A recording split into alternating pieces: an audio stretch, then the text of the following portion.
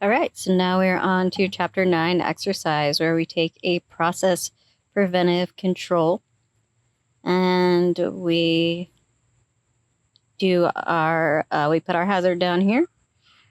We decide what our parameters, critical limits, our values are, and what our monitoring procedures are and our corrective action. So let's turn this so we can see it a little bit better. All right, so if you were doing this in the workbook, it is page 12. And if you were doing it in Google Classroom, it's called Chapter 9, Exercise Process Controls. So we click on that guy. We have an easy to fill out form as well. Now you only need to do one, remember, so you have a lot of extra room here. So you don't need all of those. So I'm going to give you an example here. Now the first thing I'm going to do is I'm going to look at the answers from the hazard analysis from the previous exercise. So if I look at my food safety plan and I go to peanut butter, now I'm going to put this into the resources and the Chapter 8 exercise for you, or the Chapter 9 exercise for you, so you can get to it. So here I have my finished hazard analysis for peanut butter, right? And I'm looking for a process control. I identified one when I did my own hazard analysis with you earlier at the receiving raw peanut step, right? And we identified that process control where roasting destroys salmonella. So I'm going to scroll down to our roasting step. And so we're looking for non-spore forming pathogens such as salmonella. We're killing those at our roasting step. So that is the hazard. It does require a preventive control. And our process control is roasting. It doesn't say what temperature we're going to get it to, but we do know it's done at the step. So that's the step we're going to use to write our process preventive control here. So I'm going to write in roasting. You don't have to worry about the top of this. You can fill it out if you want to, but it's definitely not necessary. That hazard was non-spore forming pathogens such as salmonella. So this is where I would look up what time and temperature I need to heat it to. So I would go to roasting kill step for raw peanuts. Let's see, in oven. Let's try FDA guidance.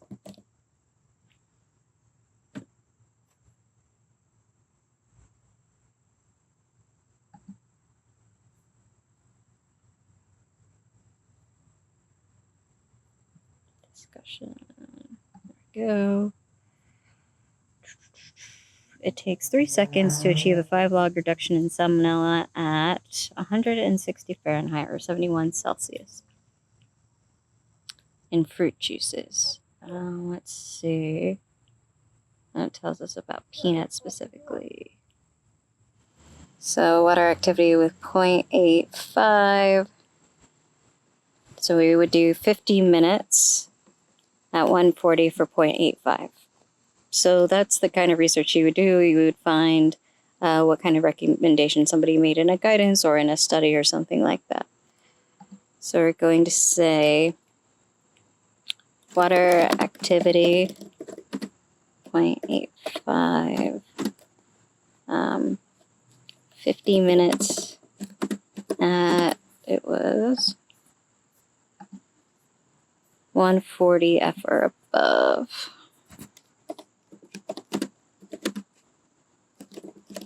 So we're going to go greater than. So we're going to say greater than 50 minutes at 140 degrees Fahrenheit and above, or above. This is assuming that our final product has a water activity of 0.85.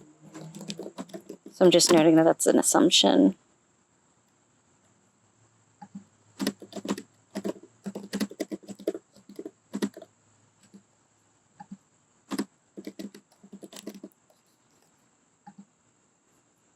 Now, if I was doing this for an actual peanut butter producer, I would say I would find out what my final water activity of my product is in order to get the correct numbers.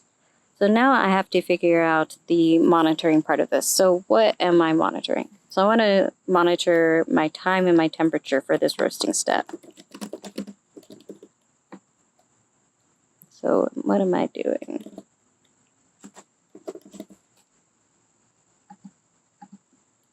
So I am checking time and temperature. How? I have a thermometer, or maybe I have like one of those circular charts that measures the temperature the whole way through. So I have a thermometer, a timer. How often does that happen? So that happens, well, it depends on how much product we're making, how much we can stand to lose. So I'm going to say about once every hour within 10 minutes of the hour. Maybe like a little more. Then who? We're going to go with our trained employee, or peanut roasting production employee, or QA. Then for my corrective action, well, let's see what happens if I don't roast it long enough or I don't get a high enough temperature. We're going to stop production, go back to last good check, assess the problem,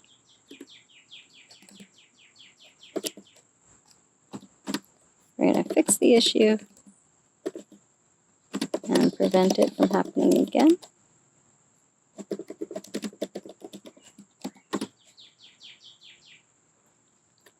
We're probably going to re-roast those peanuts if we can.